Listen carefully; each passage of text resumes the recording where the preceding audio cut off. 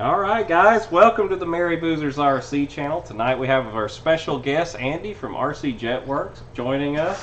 We have the HSD Super Viper version 4 here in front of us. We're going to be unboxing it for you. Let's take a few minutes here for Andy to introduce himself to you guys that haven't ever seen him before. Andy, tell us a little about yourself. Well, good evening, guys. I'm Andy Davis from RC Jetwerx in Fort Worth, Texas. We are a HSD distributor for North America, so we carry all of the larger HSD products.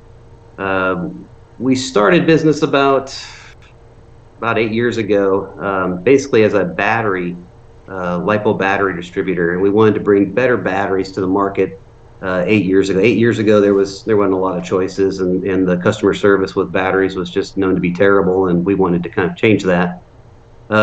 So that's what we set out to do. We have our own line of batteries now. We're a huge distributor for roaring top batteries. We now sell turbine airplanes, turbine engines, parts, accessories, everything but fuel. So I think tonight we're going to talk about the HSD Super Viper that I think you've got in front of you. In the box, yes, sir. Awesome. Waiting to get it out. It's been really a neat airplane, guys. I already snuck a peek into it, and I mean, this one's blowing me away. The details that they put into this one and the finish on this airplane is absolutely phenomenal. And I know that you have done some upgrades right before you sent it to us. I don't know if you want to talk about them yet or not. If you kind of want to mention what you did to this airplane real quick, that sets it apart from the standard model. Sure. The standard model flies great. It's a fantastic flying airplane. Sometimes that we want better sound in a fan. We want a little more performance, a little more speed, etc. So in this one particularly, we replaced the stock fan with the all metal JP 105mm upgrade fan. It's still 12S, and of course changing out the motor and fan. We have to change out the speed controller to something more programmable that will move to medium timing, which is what the JP fans require. So we replaced all of that equipment with all new stuff. And then we also, I believe, added the receiver and a Demon Cortex gyro system to that airplane. Yeah, I'm stoked to see this one fly. We're actually thinking about maybe having to go to a different club to maiden this one. What's the required runway, you think, for this airplane? I've flown that airplane off of grass a lot.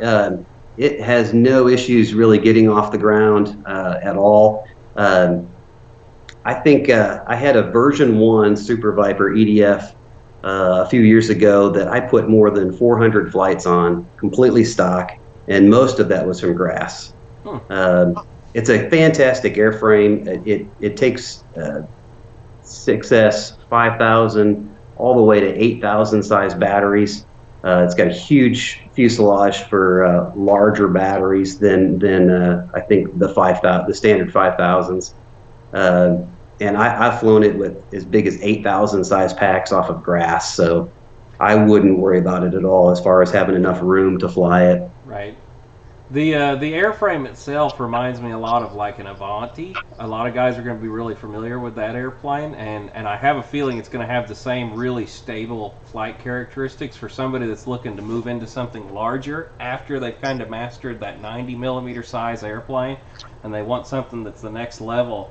I think this is going to be a really good step up for guys that want to get into a full-size, big airplane. That's exactly what that plane has become. We get emails daily from guys that have 80-90mm size EDF airplanes, and they want to go someday to turbines. They want something bigger than what's available at the 90mm size, and sometimes they're restricted to just grass. This airplane is a fantastic step up from those platforms. It's extremely stable. It's been around for years. There's a reason why HSD has made more than 4,000 just turbine versions of this airplane. 4,000 pieces, which is actually a lot. That's right. A lot of That's airplanes. A lot of airplanes. It's a lot of fun. That's a lot of airplanes over the years. It's extremely popular. We get them in, and they're out the door right away. It's a fantastic airframe that is extremely forgiving. I've been flying my turbine version now for about a year and a half or so, completely stock, haven't changed anything on it. Off of pavement, off of grass, it's just a fantastic, stable airplane. Very, very familiar feeling when I hand the radio to someone new that hasn't flown that airplane before. A lot of people say, "Man, this thing just feels dialed in. It just feels just smooth, rock solid," and that's just how they are. Yeah. Well, guys, let's start getting into the package tonight. Andy, if you're good with it, I'm going to start. This plane comes in 2 separate sheets, and I took that top half off, guys, out of the box just to fit it on the table. Otherwise, it was like this tall, and y'all couldn't have seen my face. So we're going to get this started. It is a big box. I guess before we get it completely going, let's get the product page up for a second, Lori, and show these guys the airplane as its base stock form. So it's still a plug-and-play airplane in this form, right, Andy? Let's see, did Lori get it up for you? Yeah. So that should be the plug-and-play airplane, but without all the upgrades we were just talking about. That's just the standard airplane. Correct. Yep. So, all right, real quick, top view, Lori. Let's get the sheet off here and start showing the guys what's in the box.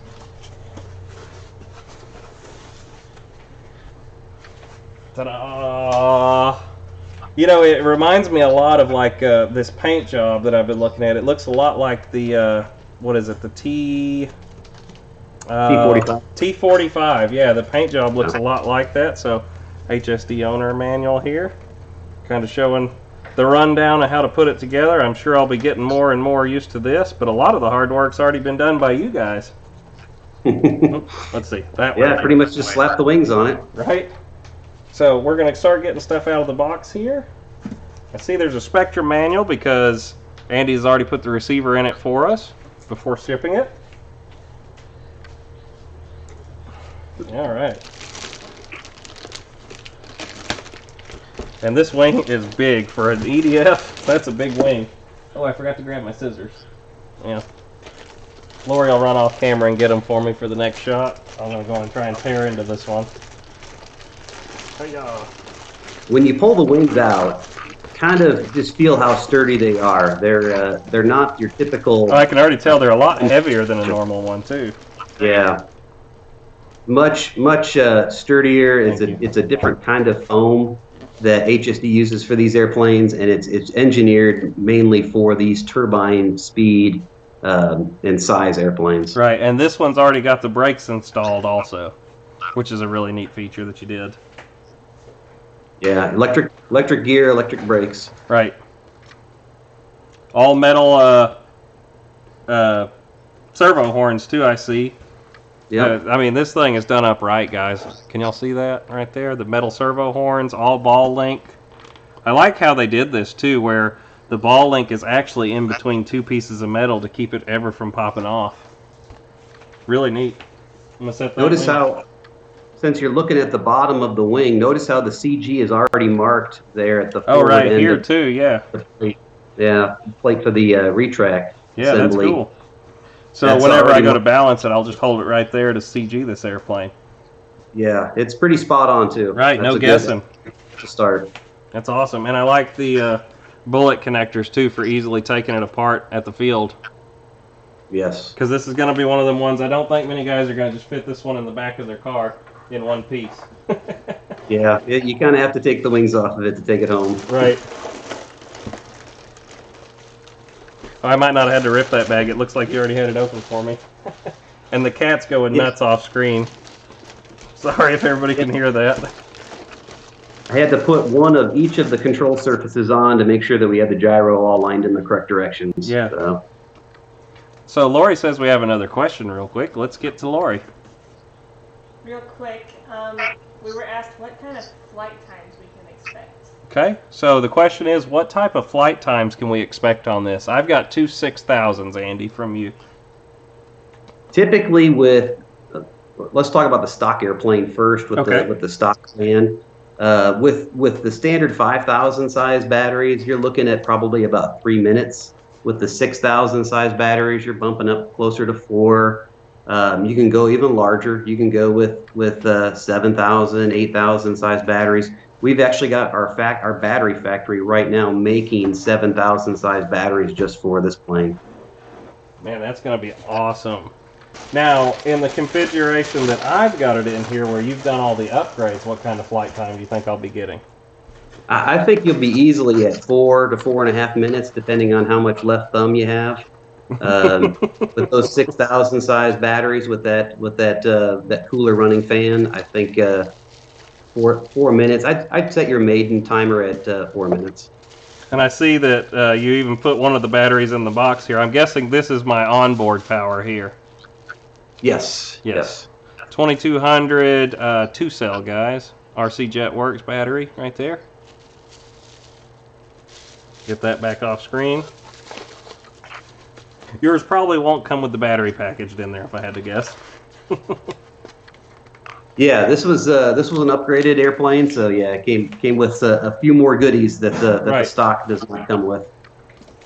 But if somebody's interested in getting this exact same airplane, you can custom build it for them, just like you did for this, right? That's one thing that we've started doing an awful lot of is these custom builds and assemblies. We do not only the EDF versions like what you have with the upgraded fan and speed controller and battery packages, etc. But we also have started doing a whole lot of the turbine version as well. Guys want the engine installed, they want the receiver installed, they want all of the equipment done so that when they pull it out of the box and slap the wings on it, they're basically just binding the radio and filling it full of fuel and getting ready to fly. So we started a lot of those. Yeah, awesome. Lori, you got another question for us? Well, I kind of got two questions. First is, when do you expect the maiden to be? And the second is, does it fly by itself? So my questions were, is when is the maiden going to be, and does it fly itself? I can answer that no, it does not fly itself. And I'm definitely going to take my time making sure that everything's right before we maiden this one, because we've got quite a bit of money wrapped up in this airplane, guys. This is definitely after you've gotten a lot more proficient.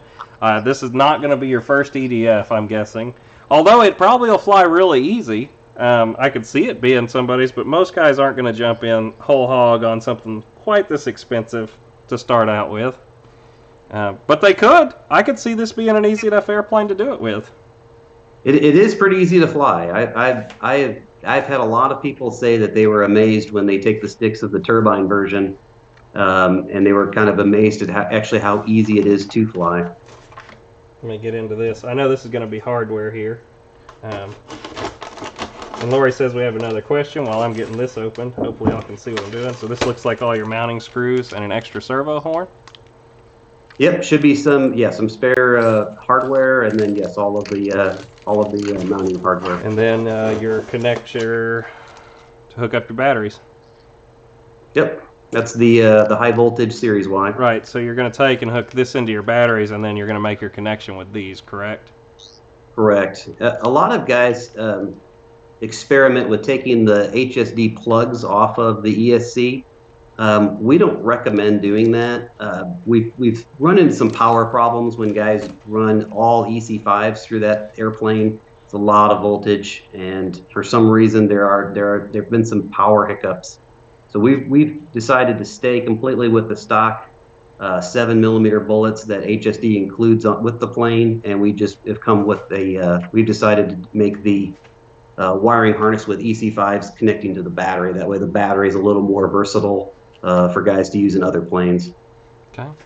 Well, real quick, Andy, I'm going to have her switch to the front view, and that's everything that's in this box. We're going to get into the next box real quick. She's going to ask us another question while I'm moving boxes here real quick. So this is for Andy. We were asked, how much will this 7,000 cost? How much will the 7,000 milliamp battery cost? And I'm always repeat Lori real quick, Andy, because sometimes guys have a hard time hearing her. So I'm just giving you a heads up why I do that. Sure. You know, I don't have a price yet for them. It's going to kind of depend on when they arrive and what our final price is on getting them made. Being made right now, and don't even really have a ship date. Whew, that's a big I think box. they'll be at the end of the month. And we've been asked how much this airplane costs. I'm going to go back to the plane Okay, store. so yeah, the standard airplane is what we're showing on the screen, guys. This is an upgraded one that was custom built by Andy. If you ask him, he will build it with all the HSD, or not the HSD, but the RC Jetwerx upgrades for you guys. So when you get it out of the box, it's just like it is here. It is more expensive, of course, but I think it's going to be money well spent making this upgraded the way it is. I can't see there being a better EDF on the market right now. Maybe the F-16 for your next step. And this jet is the EDF version, not the turbine. Right, version. and this one is the EDF version that we have in front of us, guys, not the turbine. Although he will custom build a turbine for you too. We've done a number of those recently, a number of them. Awesome.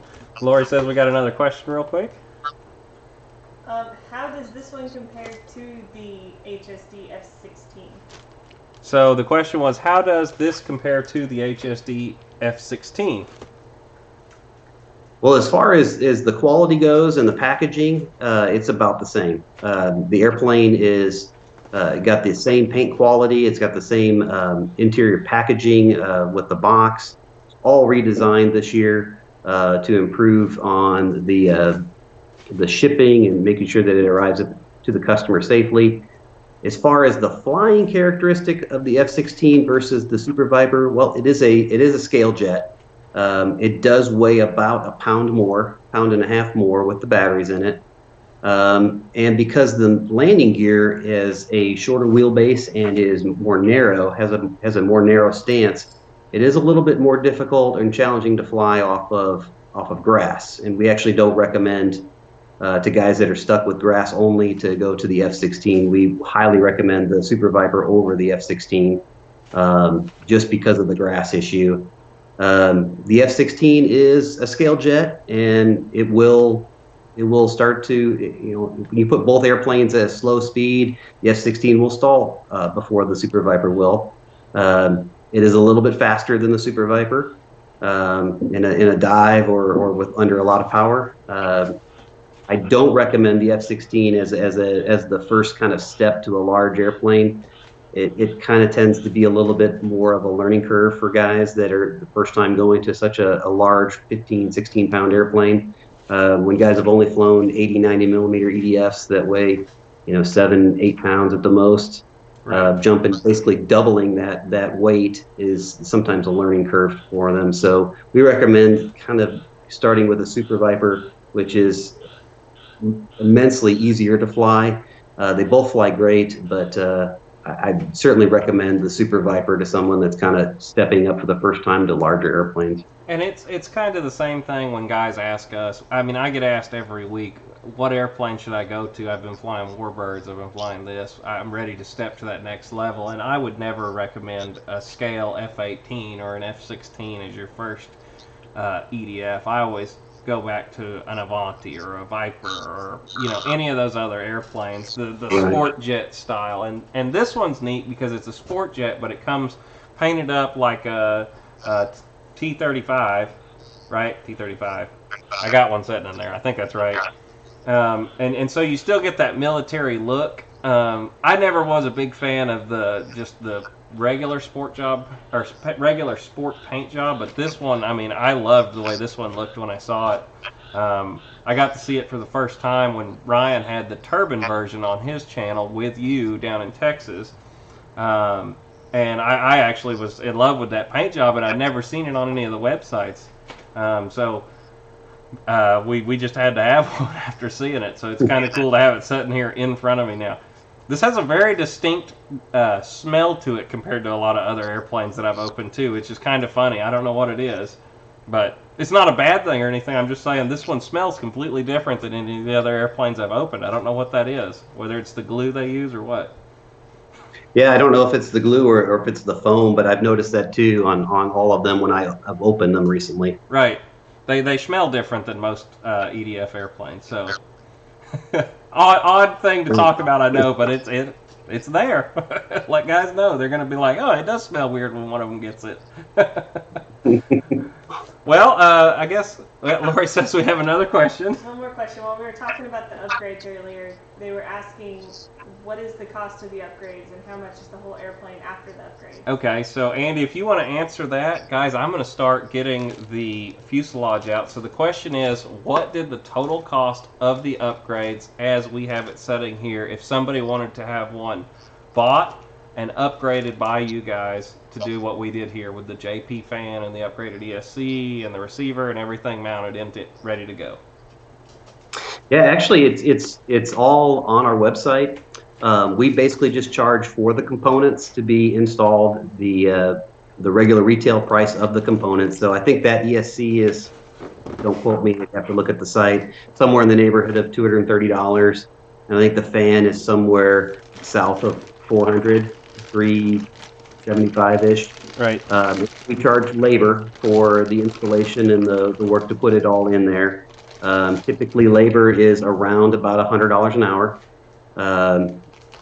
Same with wiring in the, and we kind of have, kind of like you go to a Chevy dealer, the service shop kind of knows how long it takes to put in an alternator, so they kind of bill you based on what is recommended from Chevrolet. We kind of do the same thing. We know that putting in a fan and an ESC and wiring it all up and everything takes about 1 hour.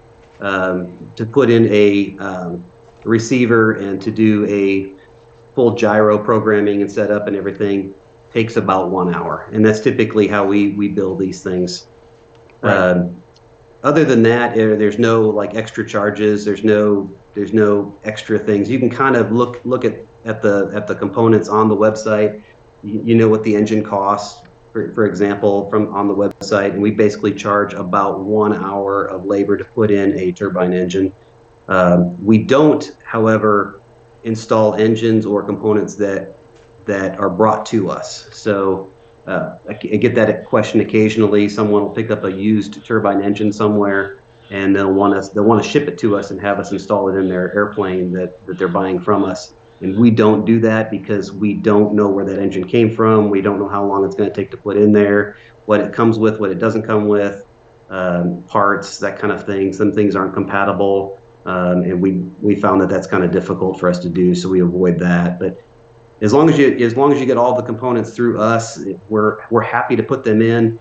Right now, I think our build queue is about 6 airplanes back from right now. Meaning that we've got 6 in line that are paid for airplanes that we haven't finished yet, that have to be shipped to their customers sometime this month into next month. So we're backlogged about 5 weeks right now, 4 or 5 weeks. Right. Well, while you're on the upgrades, we were asked what is the advantage of the upgrades? So the question was, what is the advantage of doing all the upgrades that you've done to this airplane? The advantage is some people don't want to do all of the things like add a receiver or batteries. They want to know that what they're going to pull out of the box is tried, true, tested, flown by us. The airplane that you've got, though, we didn't actually fly yours. We've flown that exact same setup, the exact same receiver, same gyro, same fan, same everything, same batteries, hundreds of times. We can kind of, I wouldn't say do this in our sleep, but we've done enough of them that we're very confident in the equipment that's going into the plane, and that transposes to the customer having that satisfaction and that ease of knowing that everything's going to work when they pull it out of the box. Everything's going to, I've even had some customers say that the box arrives, they don't even open it, they take it to the field on that following weekend and they assemble it at the field and fly it then. Because they know that everything is done. They know that everything's going to work. They know that we've already tested everything. We've already put on all this equipment. It's basically a convenience. Right. The plane doesn't need any of these things to fly. It does fly, from our experience, a little bit better with a higher quality fan, with a higher quality ESC that you can program, and you can tune the fan, the settings, so that it's matched to that fan, matched to the batteries. Everything just kind of works. It's designed to work together more smoothly. Right. It's like anything else, guys. You know, you can buy a normal car, but at the end of the day, if you're getting a Mustang, wouldn't you rather have a Shelby than a regular Mustang? That's a good way to look at it. Right. You know, the regular GT Mustang's great, but the Shelby Mustang's better. Or Camaro, if you're a Camaro, guys. I'm not trying to make a Chevy thing here, big battle. I'm just saying that's kind of the thought here. Is the factory airplane is great, but why not up it to the next level if you can? We have a lot of customers that say that, you know, they're going to spend $1,000 on a plane like this. They want to know that it's going to fly well right out of the box. These are some of those things that we can do that will make it match what they see from us flying them at events. Like, for example, we're going to Jets Over Kentucky this week. We'll be flying all the turbine versions of these airplanes there. And a lot of people watch them, they see them, and they want to have that plane. They want to have that exact setup. That plane, everything that's in that plane, they want exactly set up the same way. Right. And so this is kind of the end result of that. So Lori says we have another question. So this is kind of a good question. Can the EDF version be upgraded to a turbine? Okay, so the question is, can the EDF version be converted to a turbine later? No. No. So you either get, Yeah. and it's basically the fuselage, isn't it? That's the main difference. The fuselage is completely different in the turbine version versus the EDF version. Right. It's basically designed a different way. It has the wood bulkheads in different places and the formers in different places to hold the fuel tank, to hold the fuel pump, to hold the pipe, to mount the engine. All of those things are designed a certain way because that way you can just stick the engine right where it's supposed to go, and everything's going to CG the way that it should. If they kind of made the fuselage where it was kind of adaptable and changeable and this and that, I think there'd be a whole heck of a lot of crashes, because I think that people wouldn't know exactly where the engine has to go, exactly where the fuel tank has to go, exactly where the batteries have to go, and then vice versa when converting one maybe back to EDF. So there's a lot of heat shielding that's designed for the turbine version.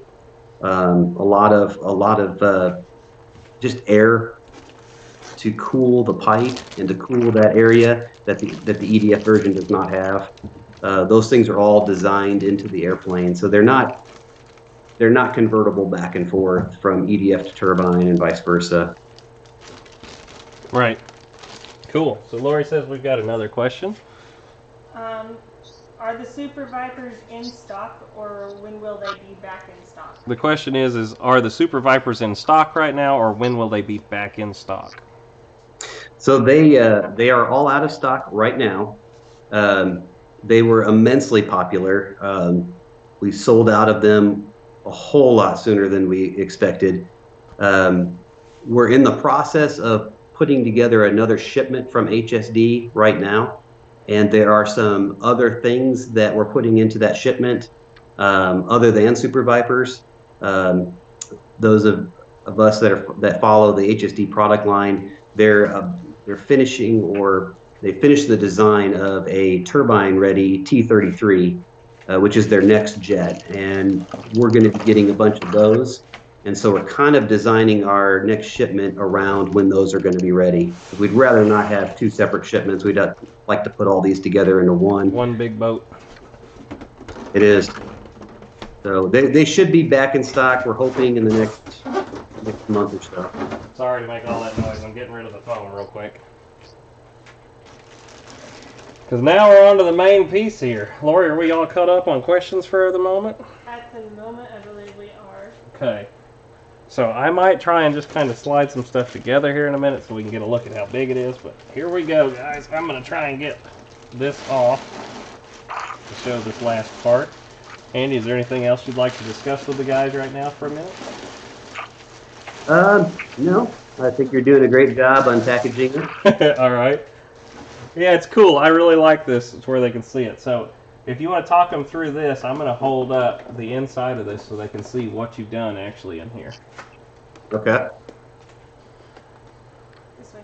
This way? You can kind of see where the Right there. Right there.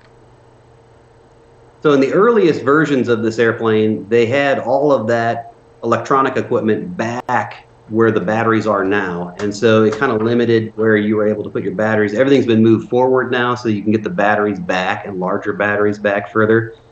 There's a separate box to control the retracts, and then there's a servo control board that distributes the power to the servos and to the lights and so on.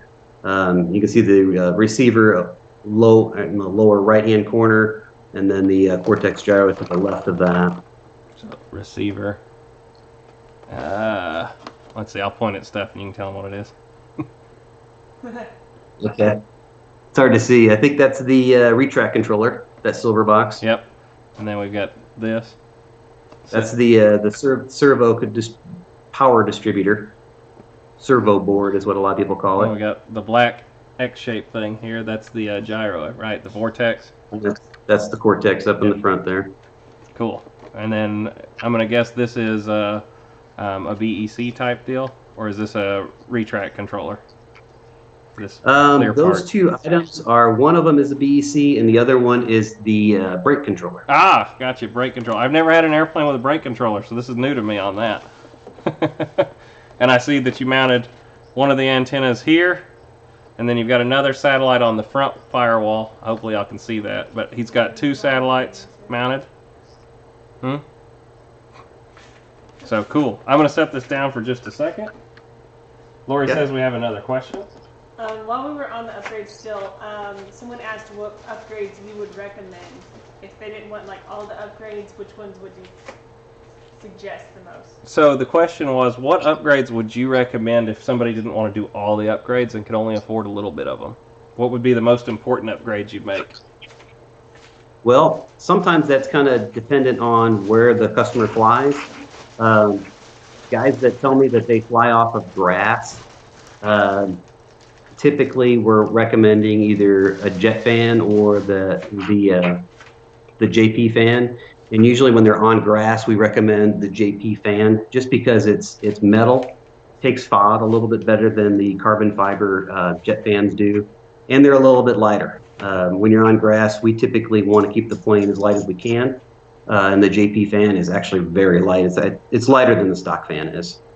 Right. So if there was one, I think, mod that for this airplane that I would suggest, it would be, if you don't know what to do, just fly it. And then if you need more speed and you feel like you need more thrust and better sound or more efficiency for your batteries, then we look at these fans, the JP fan or the jet fan, kind of. And the answer for which one we recommend is kind of dependent on grass or pavement. Right. Cool. Well, I guess real quick, Lori, let's go front view because we got everything out of the box. Oh. But I have a question. Yes. So brakes, what setup do you recommend on the brakes, and how does it work on the controller? Okay, so the question is, how do you? I've never set one up, so you're gonna have to kind of talk me through this. And here's the other cool thing that I'm gonna say real quick: when you order something from RC Jetwerx, you have a very good customer service side of this. So Andy's gonna work with me, I'm sure, on me getting my first jet really set up with him. As far as how do I program this? How do I do this and that? I mean, Andy's going to support you when you buy an airplane from him with some definitely the best customer service I can ever expect to have, right? Certainly. We're here always to answer questions. I probably answer 15 to 20 emails a day of just setup questions. Right. Of these planes or engines or things that we sell. People just asking a question of how to set this up or how to set that up, and we're glad to do that.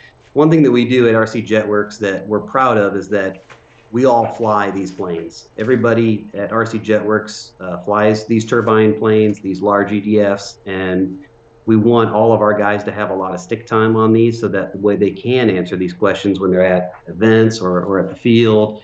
If somebody asks them something, they're glad to talk about it, and they'll probably talk your head off about it, actually. Right. I'm trying to figure a way to show them how big this is. The stand did not work. Ooh, okay, got it. Juggling. I'm juggling here. No graceful way to do that. All right. There you go. So I'm just going to slide this in here, guys. This has to be glued on, and I don't want to do it right now. This is an airplane I really want to take my time building, but there you go. You can kind of see how big the actual fuselage is with it there. I can probably hold the canopy up real quick. It's not the easiest thing to juggle, but so just so you guys can actually see the airplane, how big it actually is. And there you go. I mean, it's a big jet. That nose section will bolt on with, there are 4 bolts that you'll run through there to connect that, and it'll make it really solid. Oh, okay, so it's not a solid connection. Yeah, it just takes a minute to do. Right. It's just something I don't think I'm going to be able to do right here while everybody's watching, kind of thing. Right. It's kind of good to have a good stand that'll hold it, and it may even be easier to do on the table later when you get to it. But I've got one. It's not on camera right now, but I just wanted guys to kind of get a glimpse of how big this airplane actually is here, sitting here. Yeah. It's a good size airplane. Right. Wing. I'm just going to kind of hold it up there once again. I mean, it's a big airplane, guys. And it should be. I mean, that's kind of the goal here. We're going full size now. I'm going to try and set everything on the table here in front of me again, so guys can see it all. But yeah, awesome, awesome. I hope we got everybody's questions answered about it. I know it's a big airplane. I'm excited about it. There's, well, that's backwards, but the other tail there piece. I'm sure I could click that in right now, but like I said, I'm going to be very careful with this one, guys. This is definitely a little more expensive airplane than what I'm used to dealing with, and should have respect to it. I mean, this is a big airplane. It's awesome seeing it here in front of me, how big it actually is. One of the things I think you'll notice when you go to assemble it is the fit and finish for these larger airplanes it's second to none when we're talking about foam airplanes. Very, very rarely do I ever hear somebody say that something didn't fit right, or they weren't able to get something to line up correctly, or took a lot of pushing, or even a knife or anything. I have probably assembled 15 of these just in the last 2 weeks, and every one of them the wings just slide into where they're supposed to. Everything goes where it's supposed to. I haven't had to take a knife to any of the foam or anything. Everything just goes where it's supposed to, and it's almost like dealing with a composite airplane. Right. And I've just noticed it lately with all the unboxing I've been doing. I mean, the difference in EDF jets in the past 5 years, I mean, it just blows me away how far they've come. I mean, we're getting stuff now that, I mean, you used to pay big money to get the kind of stuff we're getting here. I mean, this is still big money, don't get me wrong, but for an airplane this size, to have one of these 5 years ago, you'd have had a turbine, for one thing. There wouldn't have been a EDF, really. There would have been, but it wouldn't have been... You wouldn't have had the same performance you have now. I mean, the performance has caught up to these electric ducted fans now that make... I mean, this is like flying a jet now. The jet still has more speed on it, but... I mean, it's awesome time to be in the hobby, really. I mean... It is. It's. You're right. It's never been better. Everything is... I mean, just imagine, remember a couple of years ago, just the retracts that we were dealing with. If your plane had them, they were mechanical retracts, and you'd land and everything would fold up, and plane, you might as well have just belly landed it. They didn't stand up.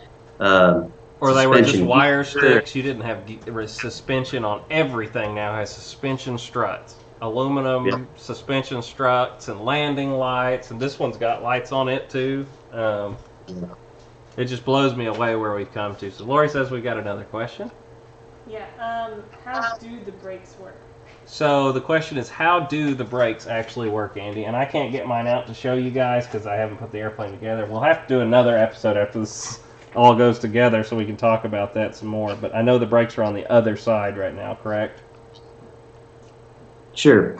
The brakes are electric brakes. They basically work with a magnet. There are wires that run from the brake controller up at the front of the airplane all the way back to the actual brake hub itself. It's basically an on-off braking system. And the way that I suggest to people to set it up is you set the endpoints on your transmitter on the channel that you're using for the brakes, and typically I use a slider. I use the left slider on my radio, and you set the endpoints to the point where the brakes engage just enough, and then back off of the brakes. So you want them to spin freely. You want them to basically, when they're locked up, to just be able to turn with your hand. If they're rock solid, it's just going to kind of skid the plane. And then the way that I suggest using them is when you land, just pulse them on and off, on and off, and they're brakes. You've still got to steer when you're using the brakes. It's not just flip them on and let the plane just completely come to a stop on its own.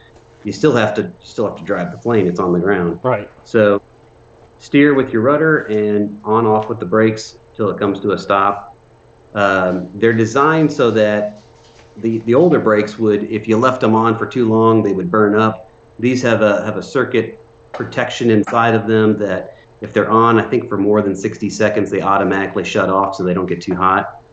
And you may have to power down and power back on to get that to recycle.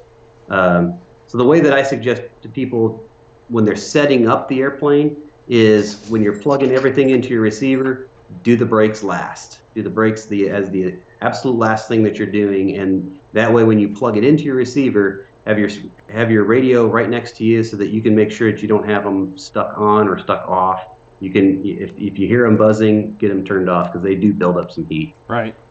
And I've got a slider on the back. I've got IX12, so I'll probably use that back slider by my finger to run that. That'll be cool. So Lori says we have another question for you, Andy. Yes. So can you buy this plane bare bones, like stock, nothing, no jet fan or anything like that in it? They want to know if they're doing all the upgrades. So what they're asking is, can you buy this airplane as an airframe only without the fan? Kind of like a, what do they call that, an ARF Plus kind of deal?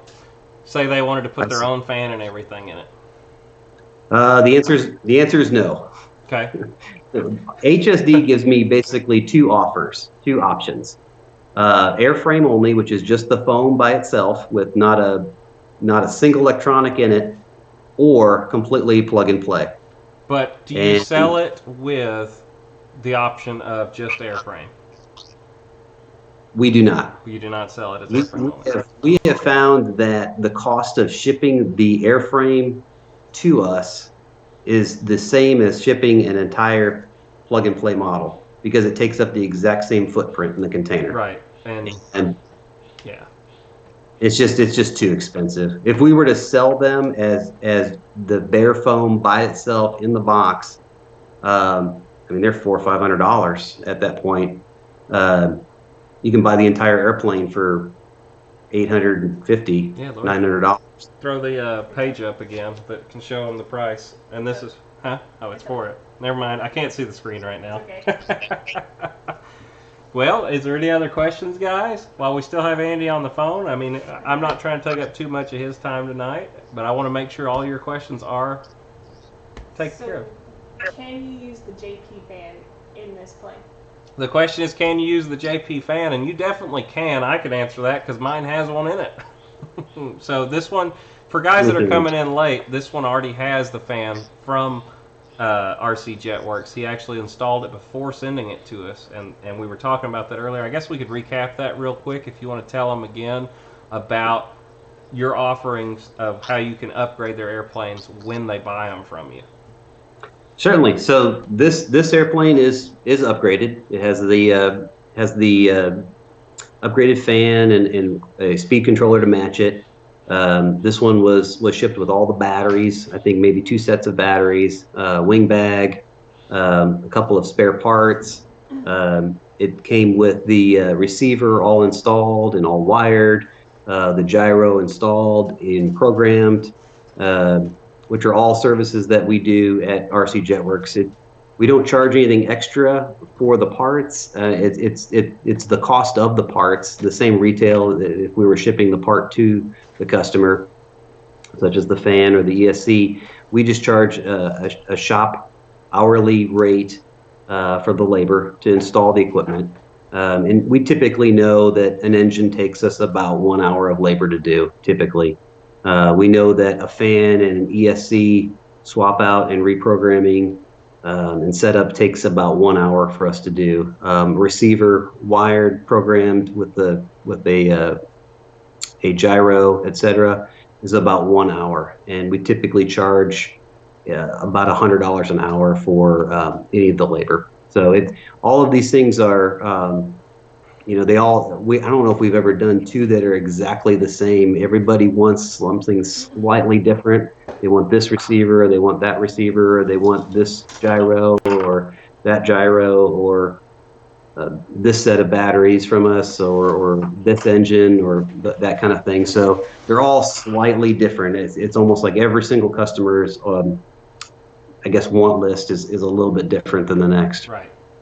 But that's the cool thing about dealing with the RC Jetwerx guys is, I mean, you get to kind of do what you want to do with your airplane, and when you get it, you've got exactly what you want. So it's a very neat customer service based thing that nobody else is offering right now that I know of. One of the other things that we do that I don't know if anybody else offers in North America is that we also do custom battery builds. We have a lot of customers that contact us and say, hey, I've got this unique project plane or aircraft that they're building, but they want a 5S 5800 75C battery, and they want it in a certain shape. And we'll go back and forth with one of the factories, and we'll get that battery made. And we can have it all done to the point of the wire size, the plug, what type of balance plug is on there, what color the battery is. We can do all of those things for that customer. Of course, it isn't as cheap as just picking one out off of our website. There is some time that goes into that, and it is a custom product, but it's something that we do an awful lot of for a lot of our scratch building customers. And I've got on the screen right now for the guys, this is the 6,000 milliamp batteries we bought for this airplane. So they could actually see one of your batteries right now. That battery we actually designed specifically for the HSD F-16 to use two of those in that airplane. We wanted that high C rate, we wanted the longer leads, and then we started flying in this plane, and we find it has just as great a performance in this plane as it does in the F-16. You know, it's amazing how light this battery is for being a 6,000 milliamp battery. This is not a very heavy battery. You know, and you made me a believer at, what was it? It was RC EDF Jet Fest, or whatever what was it called? I got the thing right here. Florida Jet Fest, there we go. Here in Florida, I got to meet, or it was at Sean, not you, I'm sorry, Andy. He was there, the team pilot for RC Jetwerx, and he actually let me borrow a 5,000 RC Jetwerx battery and put it in my airplane. And I did the speed run with my standard other brand battery, we'll put it that way. And I got to do a speed run again with your battery, and my plane actually went 10 miles an hour faster with one of your batteries in it. So he made me a believer in these at that show. Yeah, each of our batteries that are our brand, the RC Jetwerx batteries on our website, each of them was designed specifically for a certain airplane or application, and they were all designed by us for basically it's to fill a spot in the market that wasn't being served. I think we were one of the first to make a 6,000, and I think we're one of the only ones that make a 6,000 60C that weighs less than 820 grams. Which was one of my requirements with the factory when we went back and forth designing these. Those 4,000s have been extremely popular. We can't keep those in stock as well because they're lighter, and a lot of guys say that, yeah, they win speed contests with them. Right, I got another little box here. I think this is going to be another onboard battery, yeah. 2200 2-cell battery. Now it's officially unboxed. There you go. There's the other onboard battery. So does it run on 2 onboard batteries or 1? I'm still learning with you guys. It runs on. I think yours runs on 1. I think we just sent you 2. Okay, cool. I didn't know for sake of the whole deal, but figured I'd tell everybody. And there's your battery connectors again, so you can plug both of these in, and then you've got the 2 wires when you go in to plug in. Cool. Lori, did you say we had another question there? Yes. So how many channels is required for this airplane? Would like a DX9 Okay. black run this? So the question is, how many channels do you need on your receiver to be able to fly this airplane? So out of the box, without a gyro, this plane is a 7-channel airplane. It's a basic 6-channel, the flaps and retracts, but it has brakes as well. So the brakes would be that 7th channel. Typically, we are setting this airplane up for 9 channels, almost all of the time. The 2 extra channels being for the gyros. Okay. So 7, 8, 9 channel receiver radio would be perfect for this airplane. So let me ask you this: if a guy doesn't have the 7th channel and he only has like a DX6 or I forget the Tyrannus version of it, whoever they're using, could they just not hook the brakes up if they're landing in grass per se? Because I'm sure grass will slow this thing down quite a bit. Yeah. Typically, when you're landing in grass, you're usually not even using the brakes. Right. So yeah, if you're grass only and you don't need the brakes, then you can get by with 6 channels. And I will probably be flying ours off of the grass here. We have a 150 foot by 30 foot Jetwerx runway, but I think with this airplane I'm going to be better off. It's 150 foot by 30 foot Jetwerx runway, but we've got a 500 foot by 60 foot grass runway, which should be plenty big for this airplane. So I will probably be showing the flight video of it off of that. If I had to guess, what do you think? This will take 100 foot, 150 foot to get off the ground? It's hard to say. Hard to say. With grass, yeah, I mean, I've flown them at all different weights, so it's kind of hard in my head to kind of judge. Right. Probably a little bit more than 150 feet. I think if you kept it really light and we're using flaps, I think you could probably get off the ground in 200 feet. 150 feet. So it'll be better definitely to try off the grass runway then.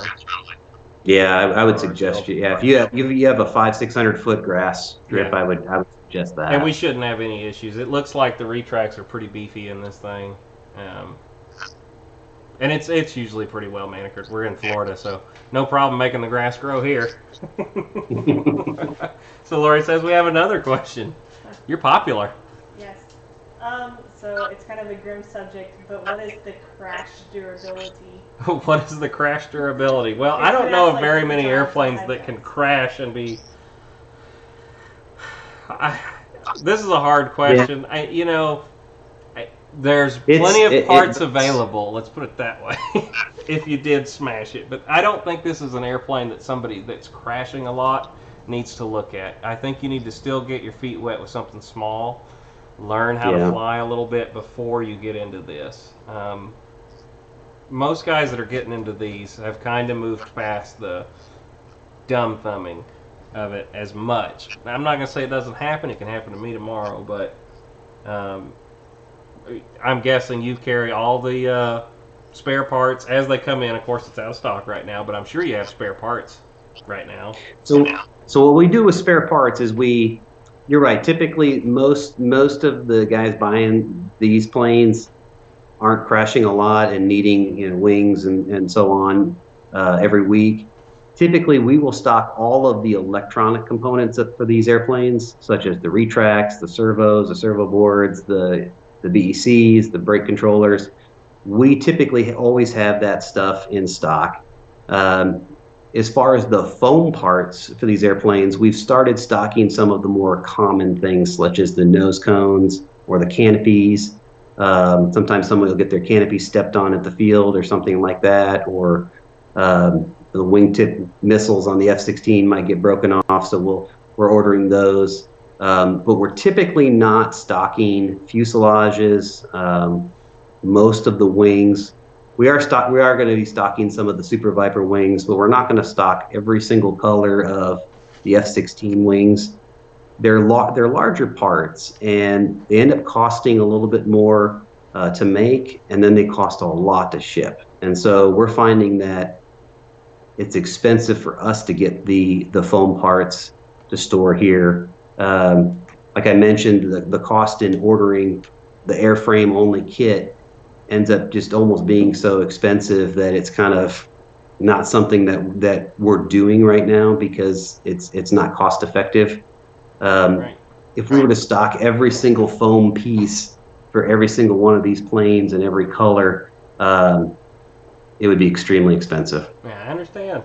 Yeah, so this one might not be, like I said, guys, if you're still starting out, this is probably not going to be the airplane that you're going to want to jump off into first. This is for the guys that have kind of really started to go to another level in the hobby and want to get to the next step, is what I'd say. Not to say, if you got lots of money, you could always go out and crash these left and right, don't get me wrong. He likes those customers. We'd rather not crash them, though. So Lori says we have another question. What is the top speed? So the question is, what is the top speed? I haven't flown it yet, but with the JP fan in there, what do you think this thing's going to do? You know, it's hard to say. I don't know. Guys fly them in different parts of the country. I'm at sea level, so it's probably going to really cook down here. I think yours is going to cook. I think you're going to be pretty pleased with that. I think the turbine version is somewhere in the neighborhood of the 150s. Mm-hmm. The EDF version, I know with the jet fan in it, I think I had a GPS inside of one of mine, and I think it was somewhere in the neighborhood of 148 or so. Yeah, that sounds about right to me. I could definitely see it being about that range. I didn't think you'd be breaking 200 or anything with this. It's not. The wings and everything of this aren't really made for being a stupid fast airplane either, as far as the shape. Right. This one's made to be a little bit more docile. I think where this one's going to shine is how slow it can fly. Looking at it, I think you're going to be really impressed. I think you're right. I think you're really going to be impressed when you go to land and you just kind of see how well that thing will float in, especially with the Cortex in it. Right. I'm not going to say it lands itself, but it's one of the easiest large airplanes I think there is to land. I find it to be relative. You know, I started back in the 90s, and back then the rule was the bigger they are, the better they fly. And I'm sure that's never changed, because even though we've gotten a lot bigger, and it is heavier than our other stuff, for the size of the lifting area and everything, I'm sure it's actually very light now, being that it's made out of foam for one thing. This is the lighter you can make it, and the bigger it gets, the better they get. Look at anybody that's ever done the carbon airplanes from, the other brands. But, bigger flies better. Typically, yeah. You can't go wrong with that. So, I can't wait to fly it, Andy. Yeah, you're going to have to let me know what you think. Yeah, I definitely will. So, thank you for coming on tonight. I think we've got all the questions answered for the moment. How long have we been on, Lori? 57 minutes. So, Andy, if you're good, I have another special guest tonight that we want to get on the show. Thank you so much for being here to answer everybody's questions about this airplane. Sure. If there's anything else you want to tell them real quick on your way out, websites and that kind of stuff, this is a good time to do that. And we'll try, and we've already linked his websites in the description, but go on and shout it out there. Tell us where they can find you at and where they can contact you to get one of these. Sure. Our website is rcjetwerx.com, and on our website is a link to email us, to contact us, and we typically can respond back within a business day or so to answer questions. You can follow us on Facebook or Instagram. Yeah, we're out there. We're pretty accessible. Right. Cool. Well, like I said, Andy, thank you so much for being on the show. We really appreciate it. It's so awesome that you took time out of your day to come visit with all of our guys, and I know everybody probably really enjoyed this tonight. Guys, don't leave. We've still got a lot of show left. I know it surprises you, but there's a lot left tonight. Some very exciting other things. So, Andy, thank you so much for being here. We're going to go on and sign out with you, and we're going to get our other guest coming in, because we have another guest tonight. Thank you so much again. No problem. It was fun. Yeah. Take care. Thank you. Are we good, Lori? So, guys, welcome back, or whatever is going on right now. I can't see the screen.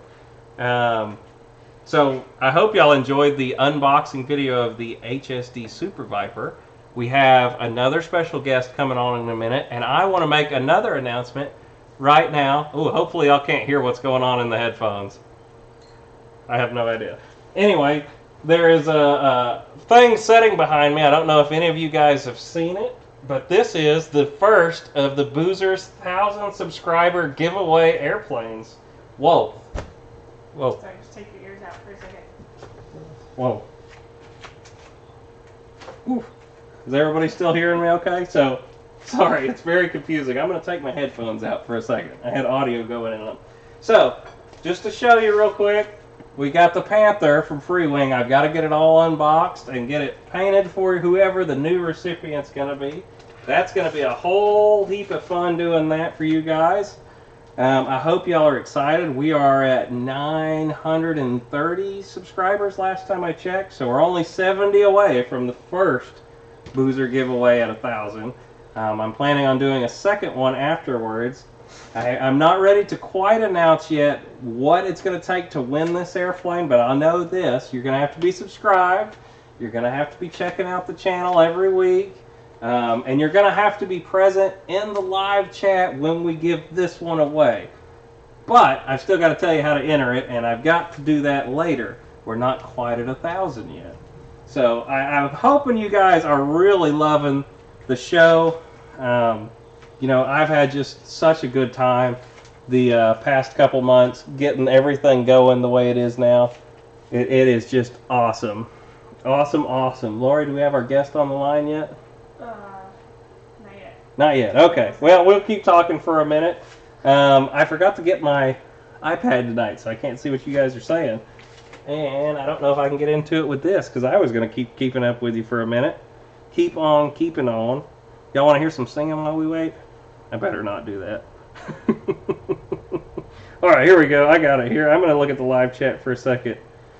So is everybody enjoying the new video format? I mean, it's been crazy getting this going, but I think it is awesome now. Awesome, awesome, awesome. We finally kind of worked out the bugs, so I don't think y'all had the issues of hearing us tonight. You want us to spin the raffle wheel of death, Captain Photon? Good for you to be here tonight. I see there's 72 guys in here tonight. That is awesome. I've just blown away that the show ended up the way it was. Are you completely ready, Miss Lori? Close enough. All right, so we're going to bring in our next guest real quick. Let's pop him in. You guys all know him. Welcome. Welcome. Say something to our guest. Oh, I don't hear him. Hello. Oh, there he is.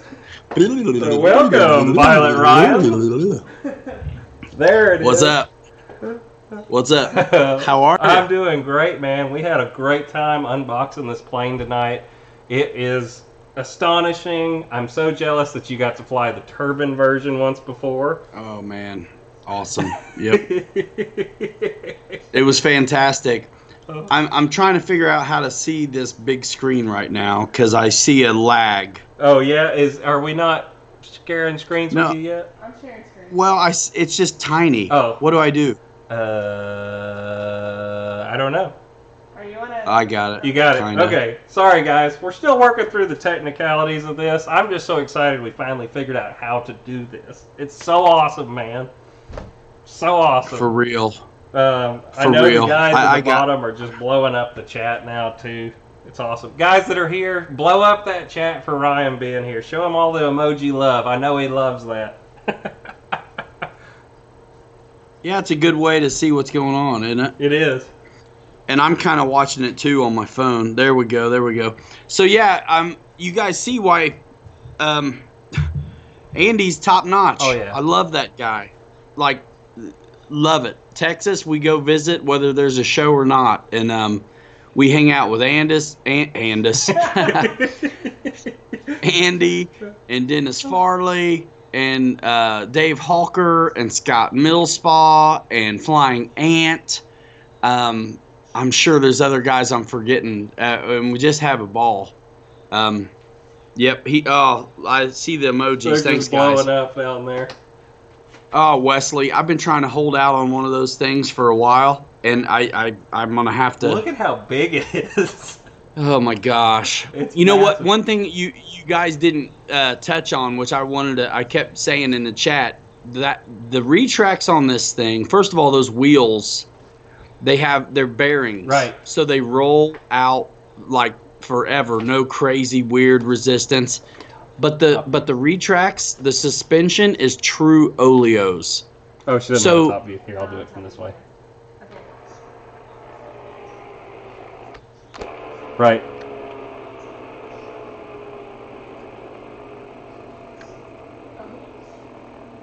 Yeah, and I've seen he's even greased them up here for me, right out the box.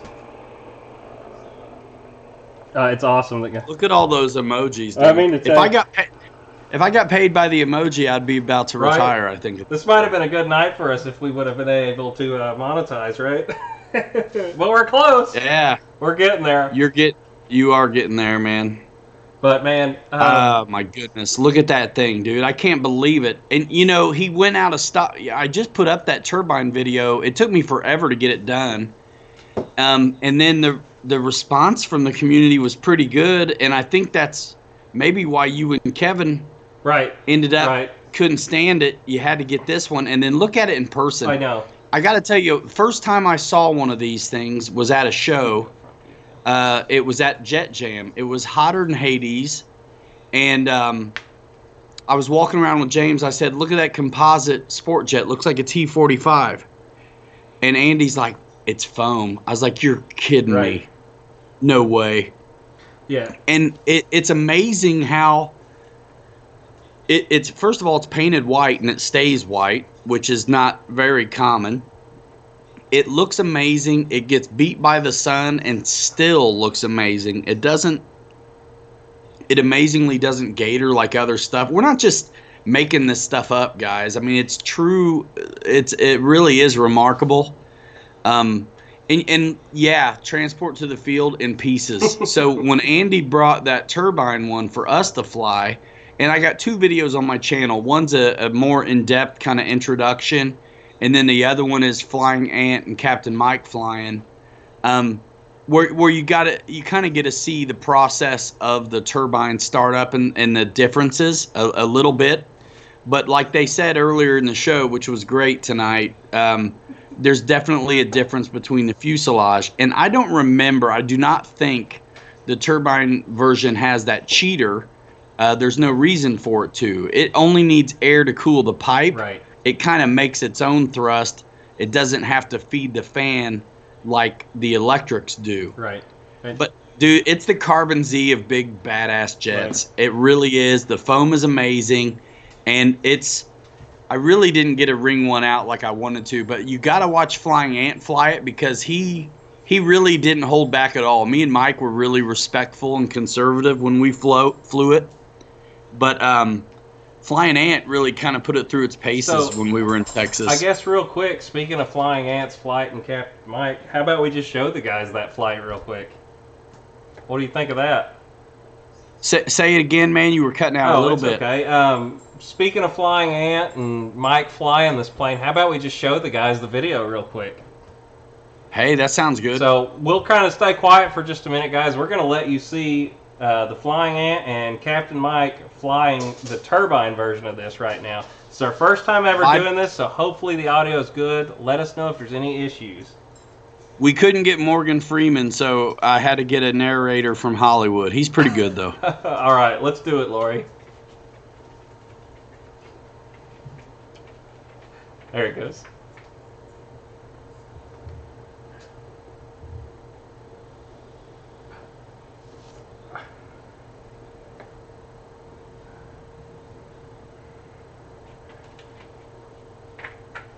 Sound?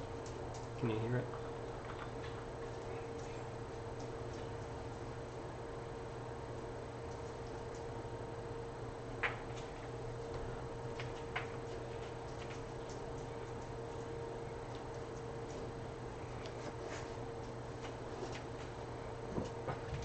I can't hear it, guys. We can hear it. It's okay. Oh, okay, cool. Sorry.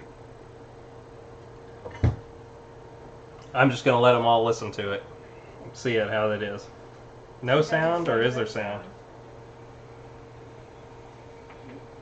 I hear there is sound, I hear there isn't. I'm not sure, guys. No sound. Well, alright. Some guys have it, some guys don't. It's weird. Well, there it is flying, guys. We all hear sound. Well, you know what? Just look, link the video. They can watch it later. If it doesn't work, it doesn't work. The video is linked. We don't know why there's no sound, guys. Sorry. Yeah, it's that Pilot Ryan guy. Check that channel out. Right. We definitely linked his video in there. We wanted to give it a shot. I guess there was no sound in the video for some reason. Lori said she's got sound on the YouTube, so I don't know.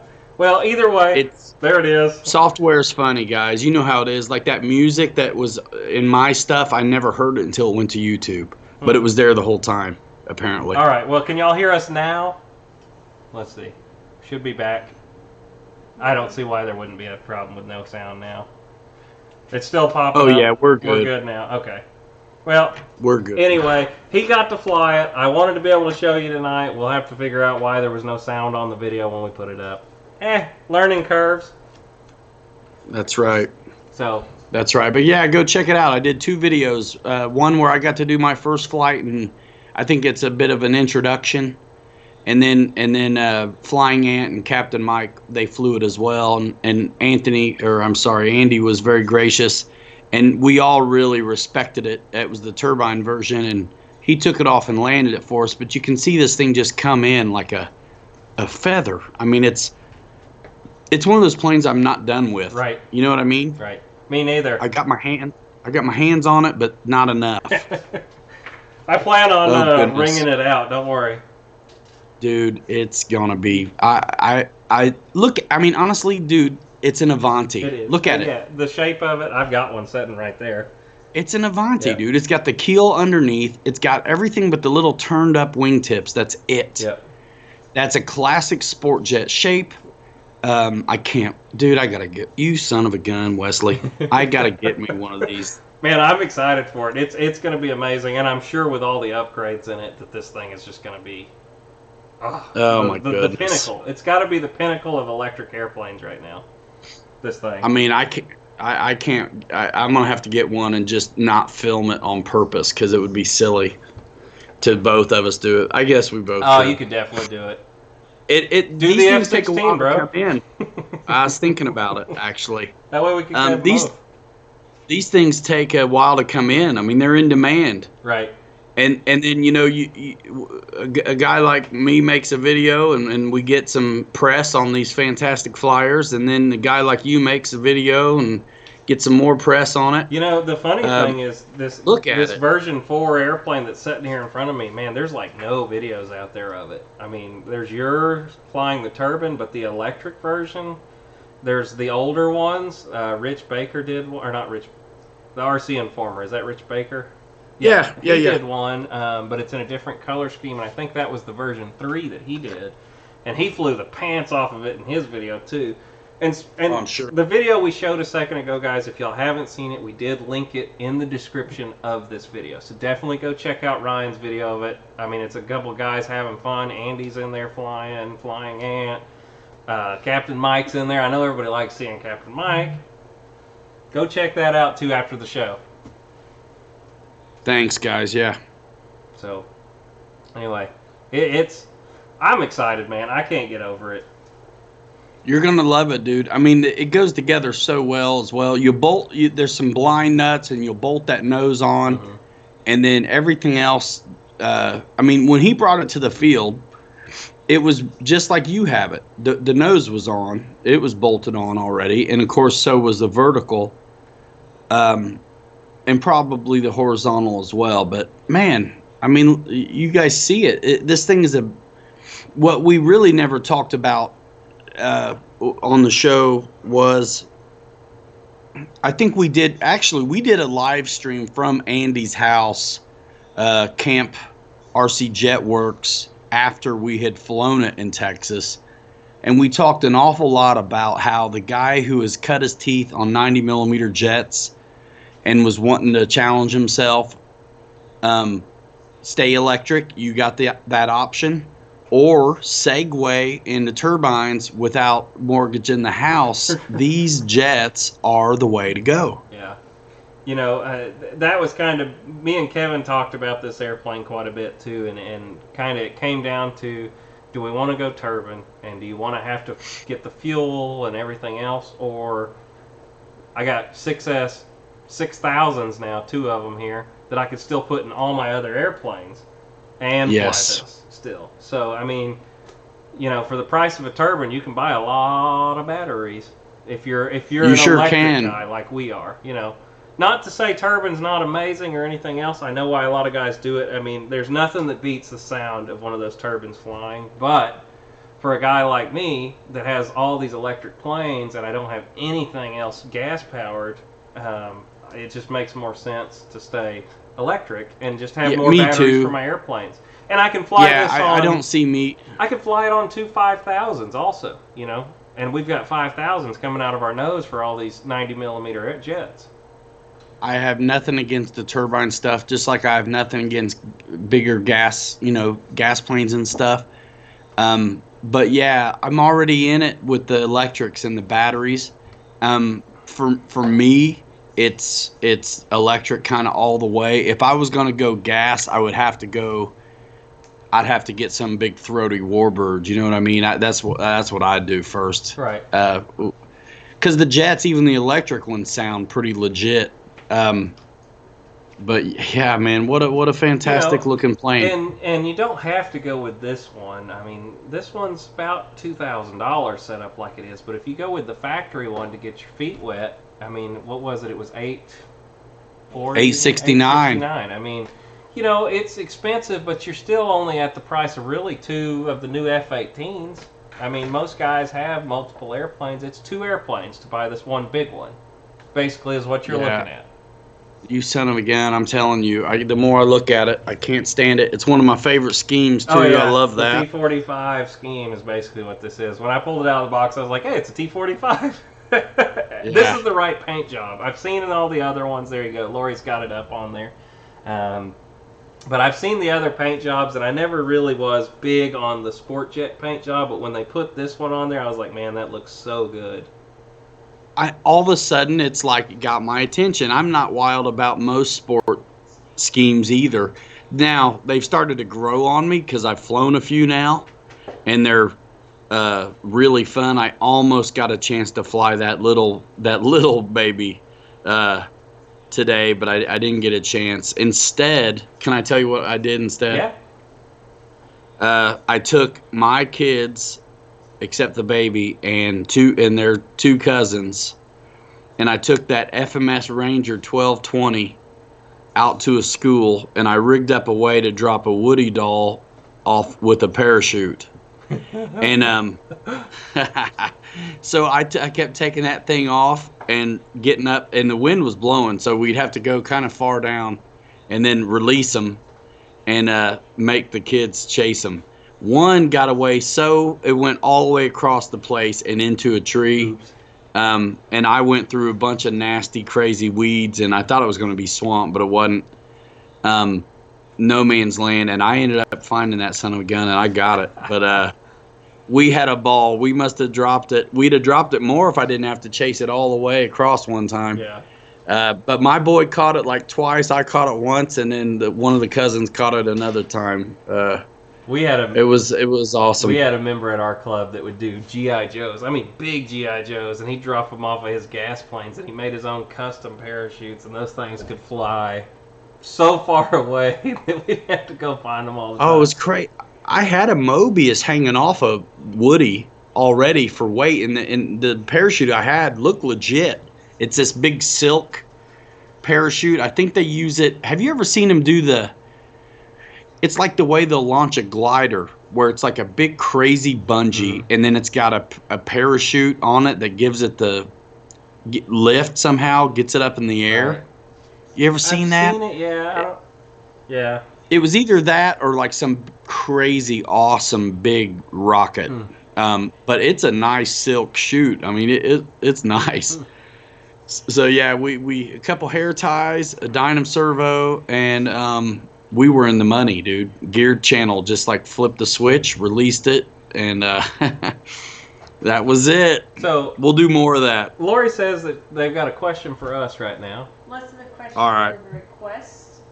Can we put the Avanti next to it for size comparison? So somebody wants to know if we can put the Avanti up next to it. I don't see a problem with it now.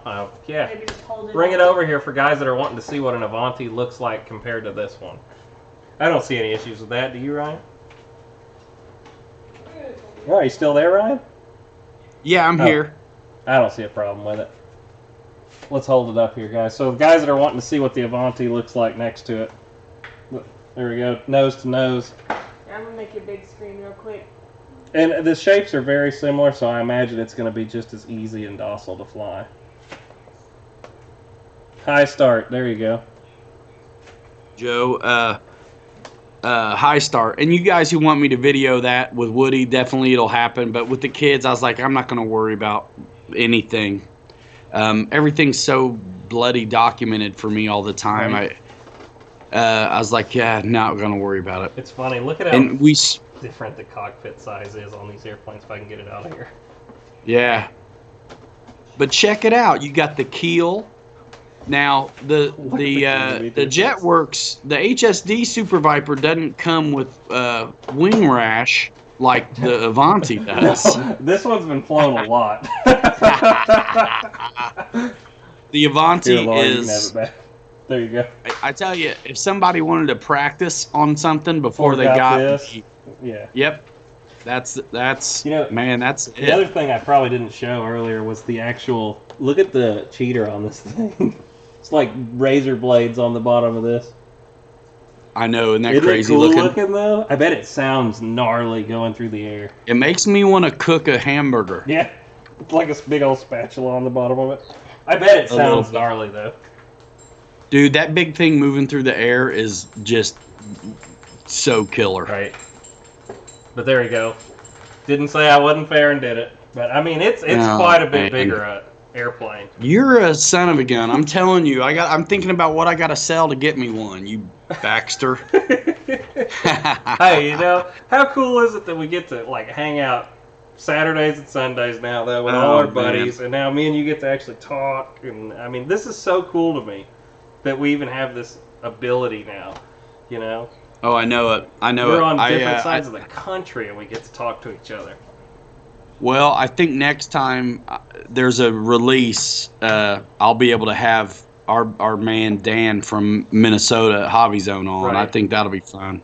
Yeah, and who Um, knows? Maybe the Boozer can come along for one of those too. I think, yay, So, the sky's the limit. Sky's the limit right now with this. Our live shows are both just taking off leaps and bounds, and working together has been just one of the best things. I can't say anything bad about it. I thought it's been awesome being able to work together on this. There's one bad thing, though. What's that? I'm going to have to figure out a new hat, you son of a gun. Yeah, I got to steal your hat. I got the airplane. You don't get to wear it no more. Oh, baloney. Oh. Captain, hey, wait a minute. I got a sponsor. It looks like Captain Photon wants to finance this jet for me. There you go. Let Invictus Watches finance it for me. I'll wear a watch. Get me one of the aviator style Invictus watches. I'll get you some media that you can use on your Instagram, Photon. And there you go. Call it a write-off. So Call it a write-off. Have your people talk to my people. Let's Right. do this. right. Hey, Wesley has people too. That's right. That's how he's in it. That helps, doesn't It it? does. Actually, having people helps tremendously. I wouldn't know what to do if I didn't have Lori behind the scenes. I mean, Well, and Lori's killing it. she is I mean, isn't it? absolutely crushing it right now.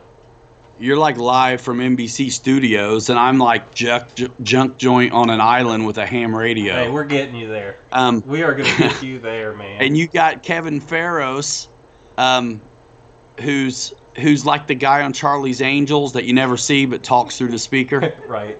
You know what I mean? Oh yeah, Kevin's always helping us out, and he's hanging out That's with us all awesome. the time. If Kevin's still in here tonight, a big thank you to him. He's definitely made a lot of this stuff possible for everybody. You know, it's cool because Kevin's made a lot of things possible for the whole community to get to see. You know, That's right. I'm the little talking head behind all this, but there's a lot of guys behind us supporting us. You know, and Papa Boozer's not here right now, but Papa's helped grow this, and he will be back soon enough and be back in. I'm not sure that Papa Boozer's gonna. I mean, he's gonna have to get past your security. I know. Right?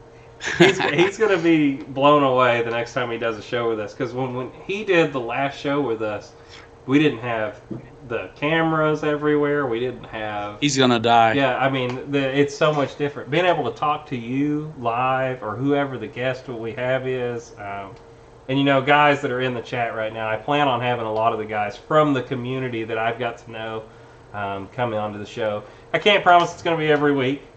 And I know Ryan wants to do the same thing, and I don't want to step on his toes because he's got his Johnny on the spot. But I'm hoping we can get Ryan set up to do Johnny on the spot with some video now. Oh, it's. I just downloaded the new software. I'm right around the corner. We're getting him hooked up, guys. This is going to be awesome. Like I said, I couldn't have picked a better person to team up with, and you know, helping Ryan helps us. I mean, it's cool.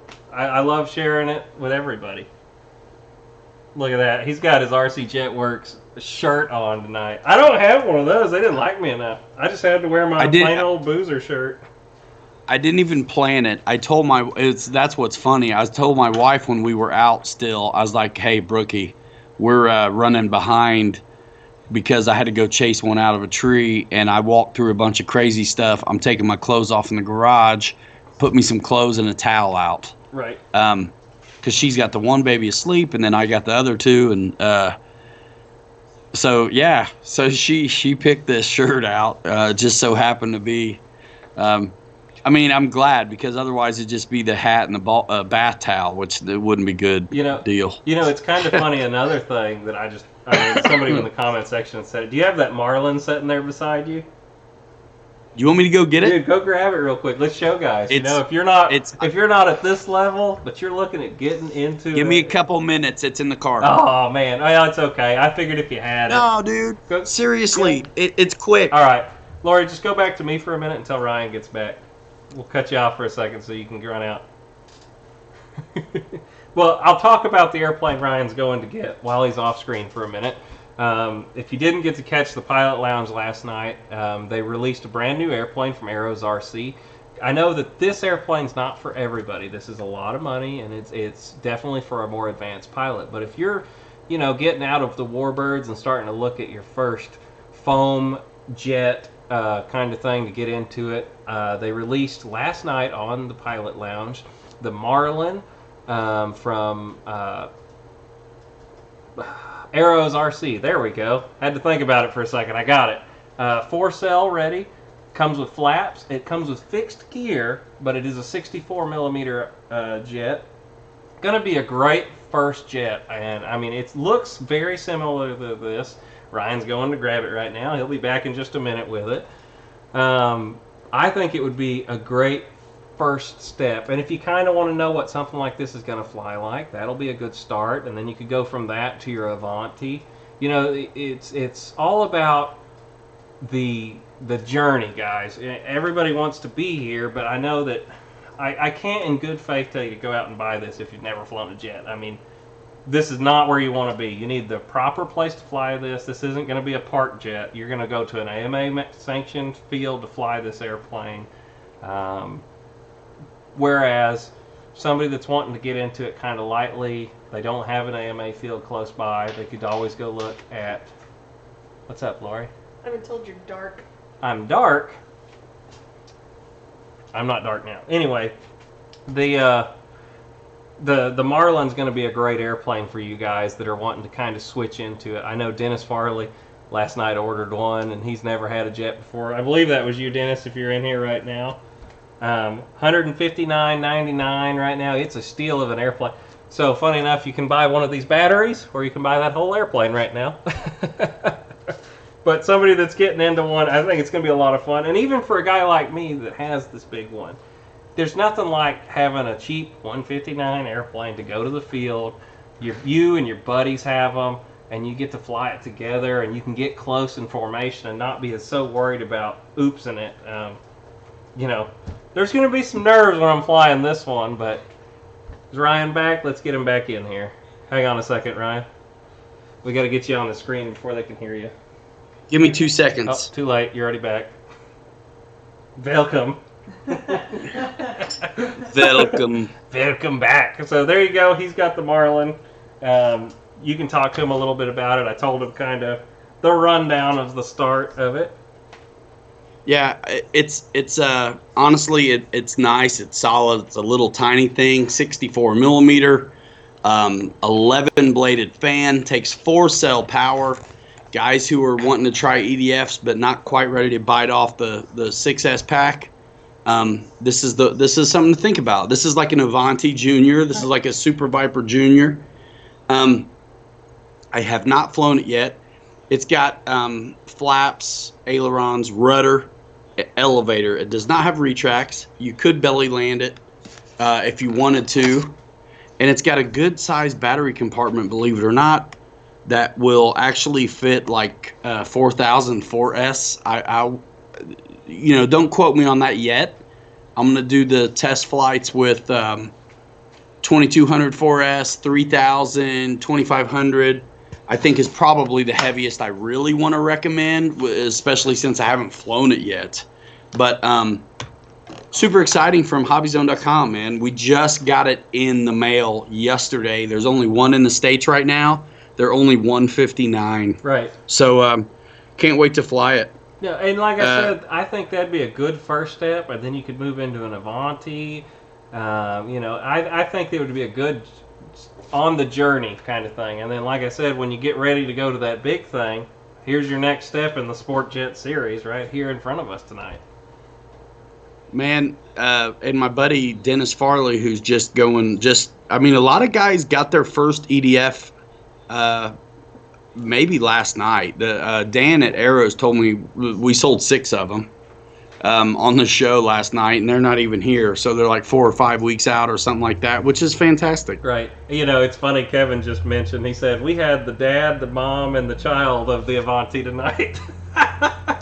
I'm telling you, every one of them. We did. Hey, it's a good airplane, and it's a good shape. Everybody does it, that shape, because it just flies good.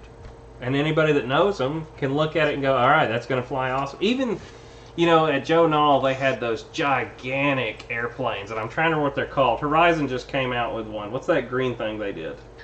The Havoc. The Havoc. Well, all those guys that fly those massive turbines, every one of them's got one of those massive Havocs, The one thing this little guy doesn't have is that keel underneath. Right. But that's, so what? It's all right. Hey, that's got to be different than each other. Kevin got one. Oh, yeah? Yeah, Kevin's been saying Yeah. Well, there we go. pre-ordered it. Looks like you're going to be seeing one over here then. That's awesome. I tell you what, I wasn't kidding. Ball links, this thing looks like it would be a lot of fun to formation practice and race. And the one thing about jets, when you do formation practice, you actually can bump each other and have a chance of not cutting the other one up. Right, because there's no as long as you don't get tangled up too bad. I got to put the video out still, but the Timber brothers, the Timber father, and Bobby Cometta flew 4 F-86s at Muncie, and 2 of them got tangled up, and they both still landed just fine. One without a battery hatch, but it was still awesome. And that wouldn't have happened if it was props. Right. Don't ask me how I know. Right. We've all seen it. So Lori said we had another question real quick. Yeah, it's about the Arrows plane. They asked, how is the gear going to hold up being mounted on the wings like that? How is the gear going to hold up? I imagine it's going to hold up really well. It's just a hard point on there. It's not going to be anything to really break other than bend. Yeah, also you have the pigtail, right, which takes a load of shock out of the thing. I think, you'd have to mess up pretty bad to break this thing, but there's a 90-degree bend on the strut, and then another 90 that goes into the plastic receiver that has these, they click in. Right. It clicks in. So, and a guy could put larger wheels on if he wanted to. I think belly landing, it's not a bad idea. I think we put Mitchell Farley on task to make some kind of like servo arm protector 3D print deal that could go on a number of belly landing jets. But you know, if anything you hit hard enough, you've got the potential to mess it up. The beauty of a jet this size is when they don't weigh a lot, there's not a lot of mass there to mess things up. Right. So you got flaps that should be able to help you slow it down.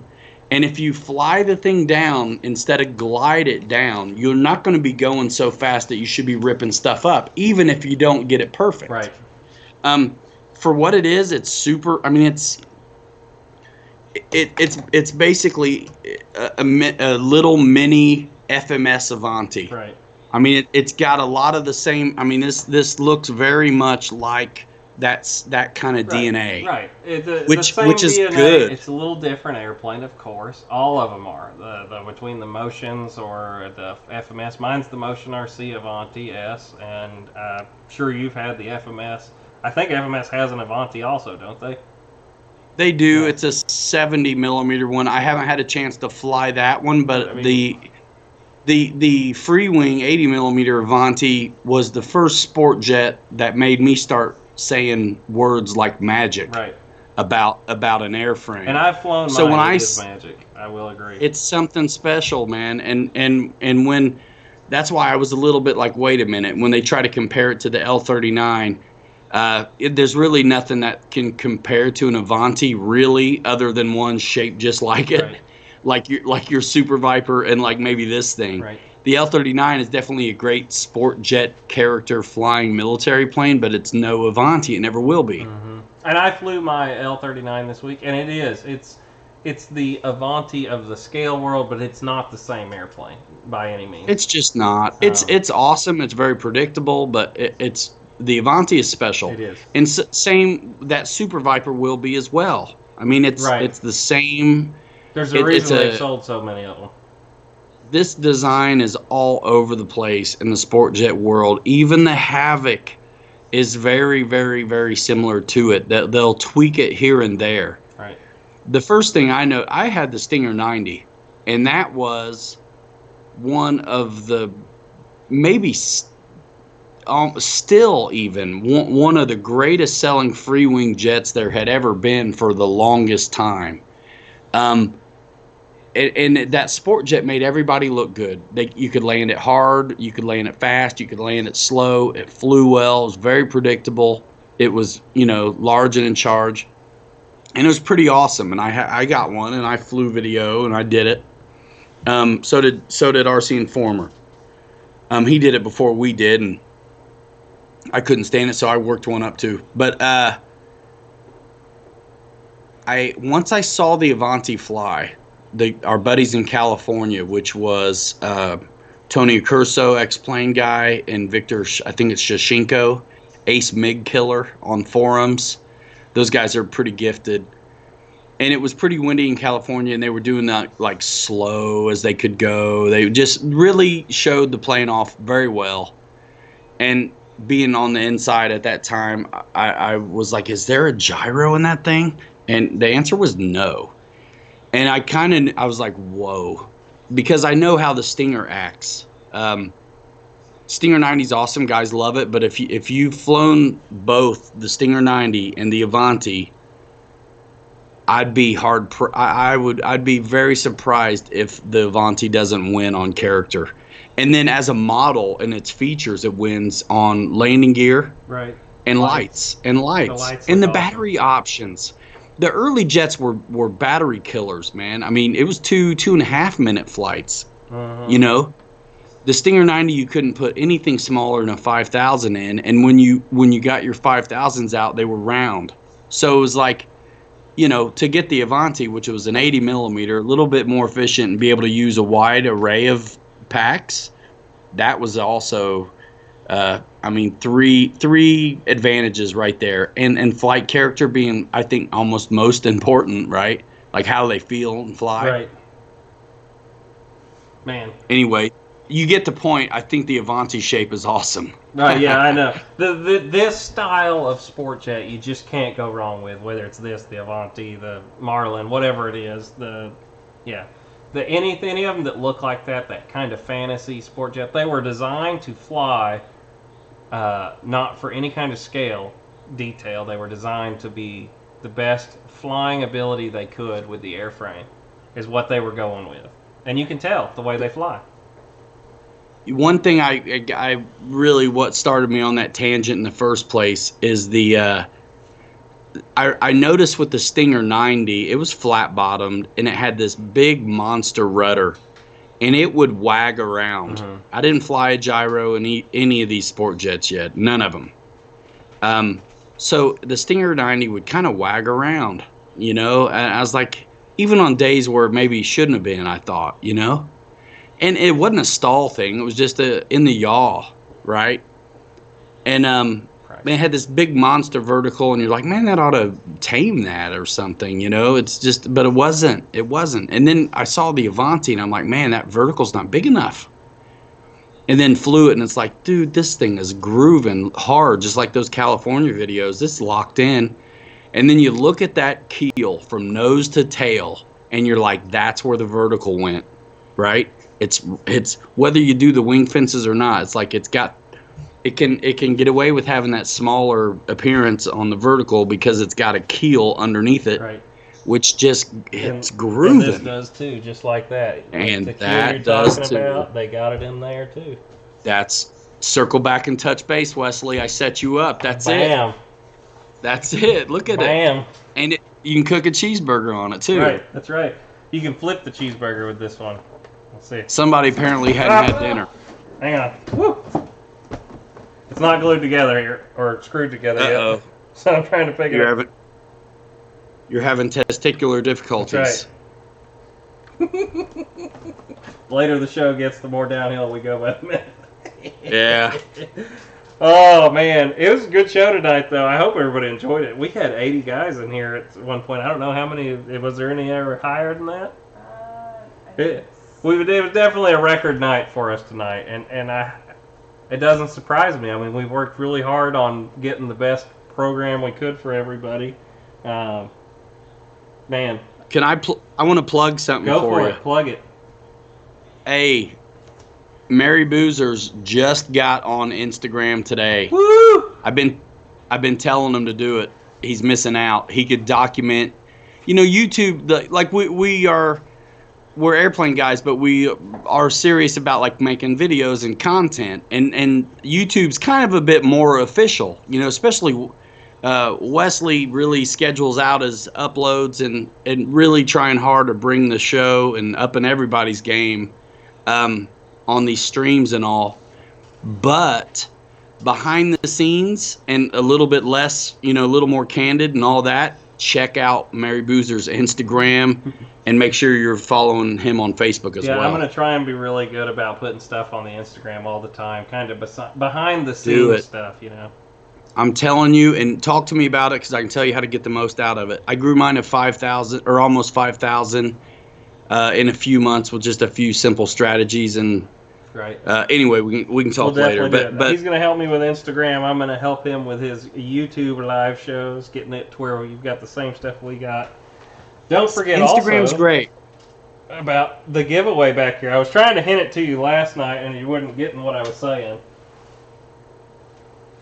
Yeah, you're right. I wasn't. But here it is. It's sitting here, guys. The 64mm Panther is our giveaway for the first giveaway. We're going to definitely boozer it all out and custom airbrush it. Going to be awesome. Ta-da. You guys who follow me already on Instagram, I'll snag a post from Boozers and repost it or something, right. and you can see them there. But it's a great way to kind of promote your YouTube videos too. I love it for that. It'll be fun. I kind of see putting up little snidbits when I'm out at the flying field. You know, even if I'm not doing a official video, then I could even put up, hey, I'm flying the Avanti, just real quick pass, and as it flies by, that kind of stuff. Most of my videos that go on YouTube, after I put them on YouTube, eventually I'll smash them into a minute of like highlights to tease the one on YouTube. Yeah.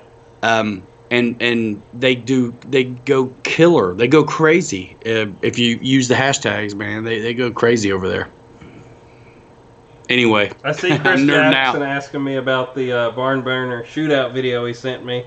It looks great, Chris. You've got some great editing skills. Guys that haven't checked it out, he's got a video up. I don't have a link to throw, but hey, he's a moderator. Chris, you can throw a link to it in here if you want guys to go check that video out too. Gladly. You're a moderator, so throw a link to your video. Drop it like it's hot, Snoop. Whoop whoop. Don't make me start dancing. Or singing for everybody. Man, my Instagram's blowing up right now. After you said that. Are you? I'm watching telling my you, phone man. going beep, beep, beep, beep, beep, beep. I'm a good guy to get There in you with, go. man. You're awesome. Well, man, I've had a great time tonight. I think we're going to wrap this up and go try and find dinner. I've had a ball. Thank you for coming in our show. It was awesome getting to have Andy on here and you. Awesome. I hope everybody really enjoyed the show tonight. Ryan, is there anything you want to tell our wonderful subscribers? I'm sure mine are yours also.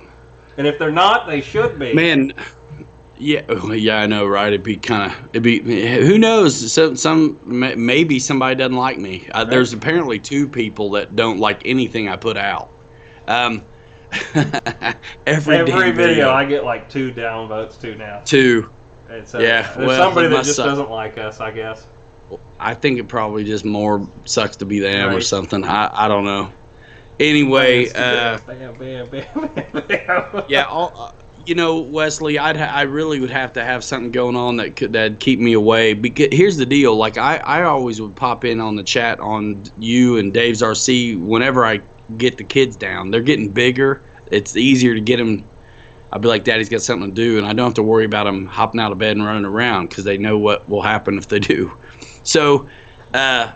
It's cool being here. I really, unless something's crazy going on, I'll never tell you no. It's fun being on these shows.